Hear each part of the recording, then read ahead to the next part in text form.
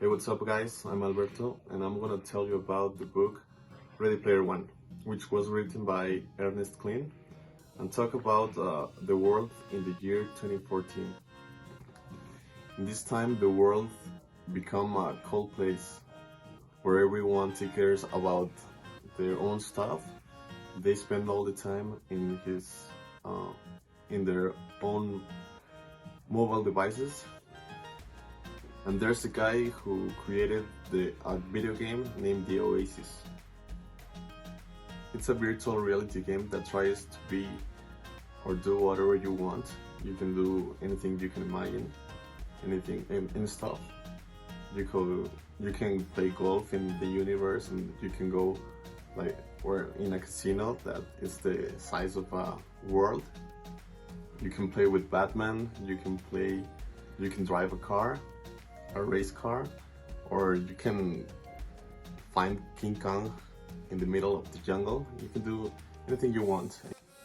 So it becomes a little bit addictive because they spend a lot of time and effort and money, and once they got killed, they lost everything what they worked for. So they lose their minds, and sometimes they try to commit a suicide. But this is the context of the game. So this book is about a young man who lives with his aunt and her boyfriend. His name is Wade Watts, sounds like a superhero alter ego, like Peter Parker or Bruce Banner or Wade Wilson. This boy is obsessed with James Halliday, which is the man who's created the game, because after he passed away, he created a challenge, which is exactly like 3 hiding keys, and you had to find it in the whole universe of the game. It's very difficult.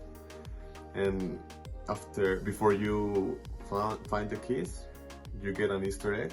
The owner of the game and around $2 billion in stocks and everything.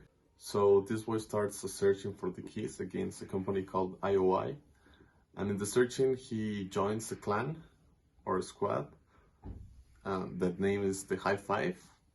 So the squad helps him to find the 3 keys, and at the end he becomes the owner of the game and the company. And they decide to close the Oasis 3 days a week for the people to spend time with their people, with their family, their friends. So in this moment the books becomes more interesting that it is, because it talks about we live in a time that we're so interested in our cell phones and our computers and our social media that we don't pay attention on what are around us. So anything else, it doesn't really matter.